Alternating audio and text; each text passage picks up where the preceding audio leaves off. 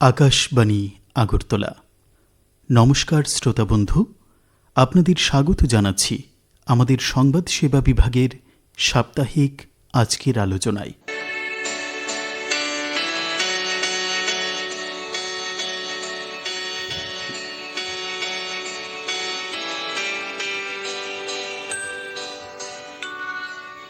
শ্রোতাবন্ধু, এখন চলছে কবিপক্ষ বা কবি মাস কিংবা বৈশাখ মাস। এই মাসটা আমরা প্রতিটা বাঙালির জন্য এক অন্য অনুভূতির, এক অন্য আবেগের মাস।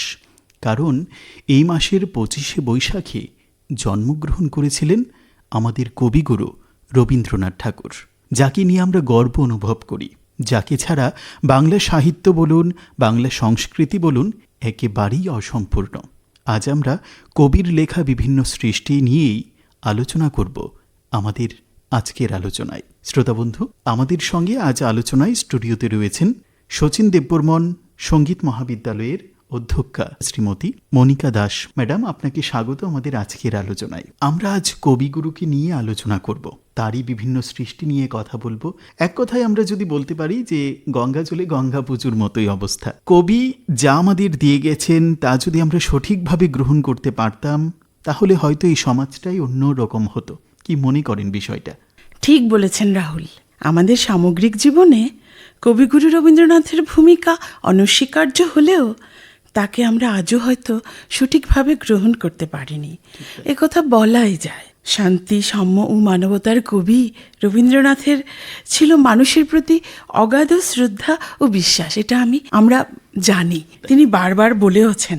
তার চিন্তা চেতনায় ছিল শোষণমুক্ত বৈষম্যহীন সমাজ, মুক্ত চিন্তা ও মানব মুক্তির আশ্বাস তিনি পেতে চাইতেন। যদিও তিনি তার সুবিশাল সাহিত্য ভাণ্ডারে আমাদের কি না দিয়ে গেছেন প্রকৃতি প্রেম, মানব প্রেম, স্বদেশ প্রেম, বিশ্বপ্রেম, আধ্যাত্ম চেতনা, ইতিহাস চেতনা, সৌন্দর্য দর্শন, চিত্ররূপময়তা, ভাব, ভাষা, ছন্দ, কি না আমরা পেয়েছি ওনার কাছ থেকে। একদম, আমি প্রথমেই বলছিলাম যে একেবারে শুরু থেকে বাঙালির একেবারে শুরু থেকে শেষ পর্যন্ত কবিগুরু প্রতিটা বিষয়েই জড়িয়ে রয়েছে। হ্যাঁ, তথাপি আমরা সেই যেন সংকীর্ণ আমিতেই আবদ্ধ হয়ে রয়েছি।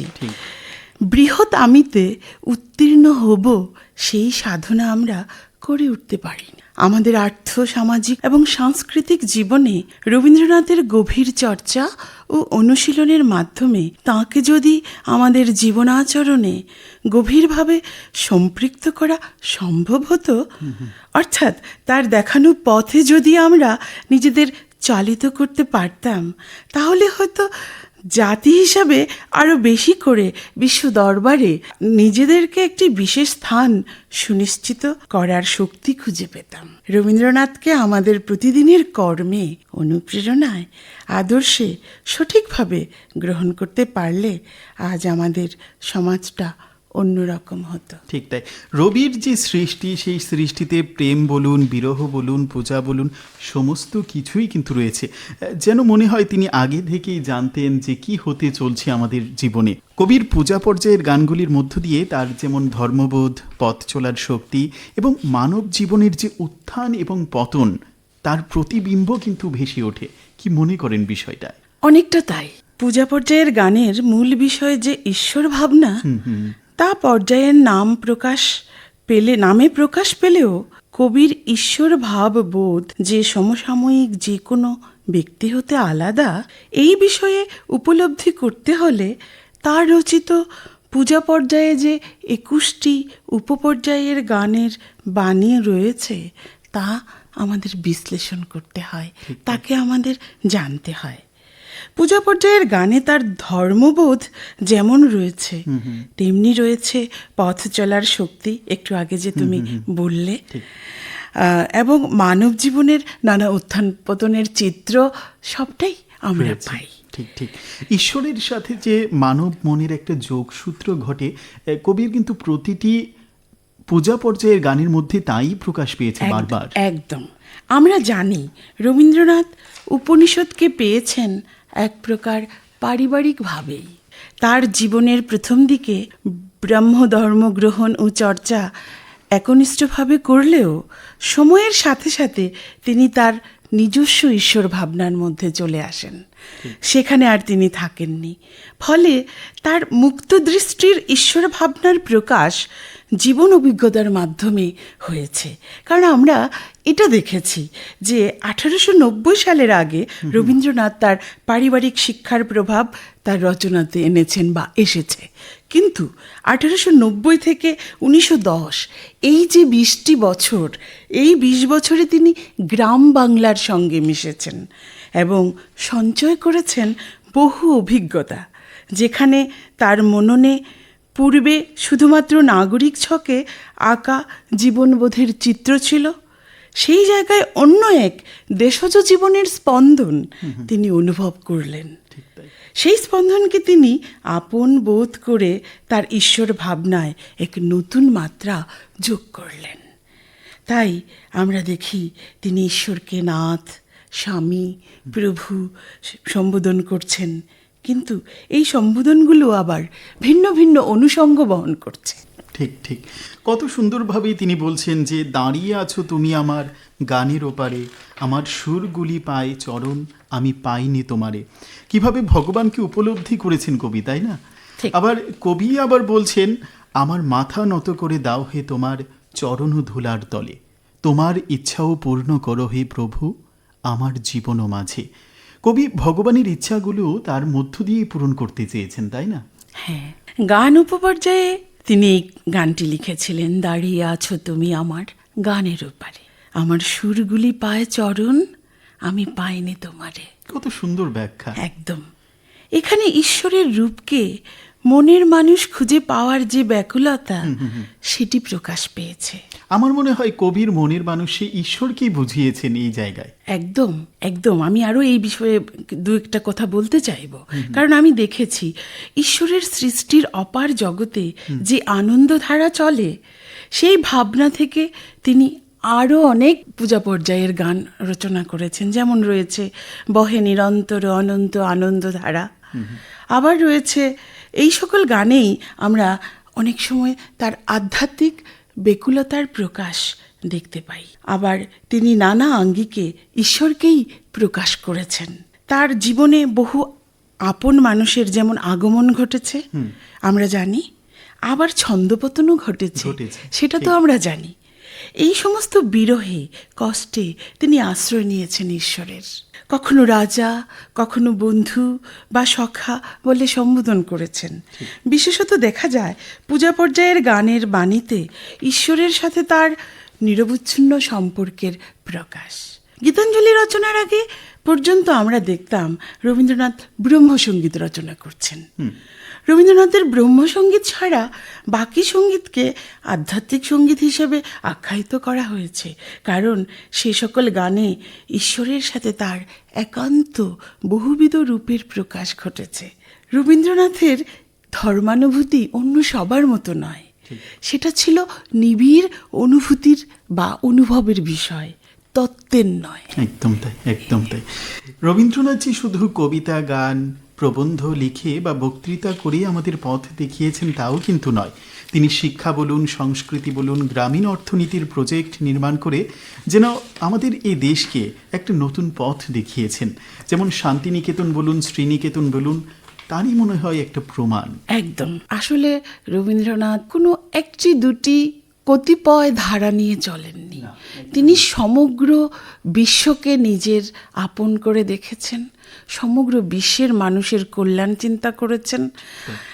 এটা আমরা শ্রীনিকেতনের কথায় আসছি। তুমি যে কথাটা বলেছ সেটা একদম ঠিক। আমরা রবীন্দ্রনাথের পল্লী সংগঠনের কিছুটা পরিচয় যদি আমরা নেই, তাহলে আমরা দেখব এর দুটি পর্যায়।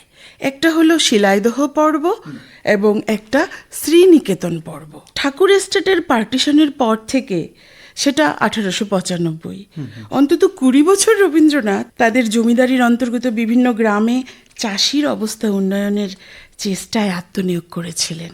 তিনি জমিদার, অথচ তিনি চাষির কল্যাণের কাজ করছেন। এখানেই দেখো কতটা ফারাক।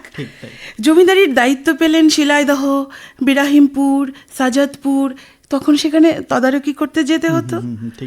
রবীন্দ্র প্রবর্তিত যে গ্রামীণ প্রকল্প দ্বিতীয় পর্যায় হলো শ্রীনিকেতনে তিনি প্রকাশ করলেন। কৃষিবিদ লিওনার্ড অ্যালমহার্স্টের সক্রিয়তায় এবং অর্থানুকূল্যে ব্যাপকভাবে গরিব গ্রামবাসীর সর্বাঙ্গীন উন্নয়নের জন্য শ্রীনিকেতনের কর্মধারা শুরু হয়। বোলপুরের অনতিদূরে সুরুল গ্রামের কুঠিবাড়িটি সিংহ পরিবারের থেকে কিনে কৃষি গবেষণার্থে শ্রীনিকেতন শুরু হয় 1914-তে। তারপর বলা যায় শান্তিনিকেতনের বি টিম ছিল শ্রীনিকেতন। সেখানে কি না করেছেন তারা সবাই মিলে। শ্রীনিকেতনে আধুনিক পদ্ধতিতে চাষ করাতে চেয়েছেন, যার জন্য রথীন্দ্রনাথ ঠাকুরকে পাশ করিয়ে আনলেন বাইরে থেকে, ওনার জামাইকে পাশ করিয়ে আনলেন। তারপর সন্তোষ মজুমদার, কালীমোহন ঘোষ, গৌরগোপাল ঘোষ, সন্তোষ মিত্রকে তাদেরকে কাজে লাগালেন। তারা সবাই দারুণ উদ্যোগ নিয়ে দারুণ সফল করে হিসেবে কাজ শুরু করলেন। সেখানে কাঠকাঠা, জল তোলা কি না করেছেন, সব কিছু করেছেন। এবং পোলট্রির কাজ, সেখানে স্বাস্থ্যকেন্দ্র স্থাপন করেছেন। এত সুন্দরভাবে কাজ তারা করছিলেন, কালীমোহনের তৎপরতায় সমগ্র গ্রামই স্বাস্থ্যকেন্দ্রের আওতায় আসে। নামমাত্র ব্যয়ে চিকিৎসা ও ঔষধের ব্যবস্থা হয়। কিন্তু অ্যালমহার্স্ট চলে যাওয়ায় তার টিমটা অক্ষম হয়ে পড়ে। সাধু সংকল্প ধীরে ধীরে একটু স্তিমিত হয়ে ওঠে। কিন্তু যে সাধু সংকল্প বৃহৎ আকারে হচ্ছিল, সেটা যদি সেইভাবে রক্ষণাবেক্ষণ করতে পারতেন, তার চেহারা অন্যরকম হতো। কিন্তু রবীন্দ্রনাথ তো ভেবেছিলেন, তার ভাবনাটা এমন ছিল যে কোনো একটি নির্দিষ্ট ধর্মের প্রতি ছিল না, সকলের জন্য, সমাজের, গ্রামের, দেশের প্রতিটা মানুষের জন্য তার চিন্তা ভাবনা ছিল। রবীন্দ্রনাথকে আমরা এক কথায় কোনো নির্দিষ্ট ধর্মে কিন্তু আবদ্ধ করে রাখতে পারি না। রবীন্দ্রনাথের ধর্মবোধের যে সহনশীলতা বলুন বা উদারতা বলুন, অনেক সহজ করে পাওয়া যায় তার বিভিন্ন চিঠিপত্রগুলিতে। যেমন 21শে জ্যৈষ্ঠ 1338 বঙ্গাব্দে রবীন্দ্রনাথ হেমন্তবালা দেবীকে চিঠি লিখেছিলেন যে বৈষ্ণব যেখানে বৈষ্ণব নয় সেখানে আমিও বৈষ্ণব, খ্রিস্টান যেখানে খ্রিস্টান নয় সেখানে আমিও খ্রিস্টান। এই থেকেই বোঝা যায় যে তিনি সকলের কবি, তাই না? একদম। ঈশ্বরপ্রেমিক রবীন্দ্রনাথ কখনো ধর্মীয় সাম্প্রদায়িকতা কিংবা সংকীর্ণতার নগ্ন বেড়াজালে আবদ্ধ ছিলেন না। একদমই না। তার কাছে মানুষই ছিল সব থেকে বড়। দেবে আর নেবে, মেলাবে মিলিবে, এই মন্ত্রে উদ্বুদ্ধ হয়েই তিনি ঘুরেছেন পূর্ব ও পশ্চিম ইউরোপ, উত্তর ও দক্ষিণ আমেরিকা, আফ্রিকার মিশর সহ এশিয়ার বিভিন্ন দেশ। সেখানে তুলে ধরেছেন নিজের বক্তব্য। নিজের কবিতার কথা তিনি বলেননি, তিনি মানুষের কথা বলেছেন, নিরপেক্ষ ধর্মের কথা বলেছেন। তিনি ভারতীয় সংস্কৃতির বহুত্ববাদী ভাবনাকে তুলে ধরেছেন। বৌদ্ধ ধর্মের অহিংসা, ইসলাম ধর্মের সুফিবাদ, বাউলের ভাববাদী চেতনার অন্তর্নিহিত সত্যকে বিশ্বের দরবারে তুলে ধরেছেন। রবীন্দ্রনাথ সারা বিশ্বে আজও চর্চিত হন, আগামী দিনেও হবেন। তার কারণ তার কাব্য আছে, কিন্তু তার মতাদর্শিক প্রভাব, এই যে সকলকে জাতি ধর্ম নিরপেক্ষভাবে দেখা, সেই দর্শনের জন্য, তার সামাজিক সমন্বয়ের ভাবনার জন্য কবি রবীন্দ্রনাথের চেয়েও এখানে যেন বড় হয়ে উঠেছে বিশ্বচিন্তক রবীন্দ্রনাথ। সারা পৃথিবীর সমস্ত ধ্বনির সাথে তিনি নিজেকে বাঁধতে চেয়েছিলেন বলেই তিনি বিশ্ব মানব। একদম তাই। কবিকে নিয়ে আলোচনা করা বা কবির বিভিন্ন জীবনী, বিভিন্ন সৃষ্টি নিয়ে আলোচনা করলে হয়তোবা এক জীবনে আমাদের শেষ হওয়ার প্রশ্নই ওঠে না। আমাদের আলোচনা একেবারেই শেষ মুহূর্তে। ম্যাডাম, সবশেষে কবির স্মৃতিচারণা করে কি বলবেন আপনি? কবিকে শ্রদ্ধা জানিয়ে আমি বলবো, এমন ভাষা আমার কাছে যেন কম পড়ে যাচ্ছে, কিন্তু আমি বলবো ব্যক্তি আমি রবীন্দ্র ভাবনায় ভাবিত হয়ে যেন আমার জীবন কাটাতে পারি।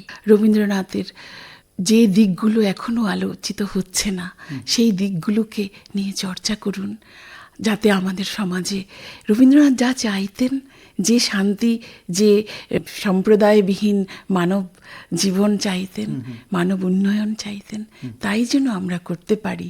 কবি যে স্বপ্ন দেখতেন, তাই যেন আমরা নিজেরা দেখতে পারি, অন্যদেরকেও দেখাতে পারি, এইটুকুই বলবো। শ্রোতা বন্ধু, আজ কবিগুরুকে শ্রদ্ধা জানিয়ে আমরা আজকের আলোচনা করলাম। অর্থাৎ প্রথমেই বলছিলাম কবির সৃষ্টি নিয়ে আমরা আলোচনা করব। আমাদের সঙ্গে আলোচনায় ছিলেন শচীন দেববর্মন সঙ্গীত মহাবিদ্যালয়ের অধ্যক্ষা, শ্রীমতী মনিকা দাস।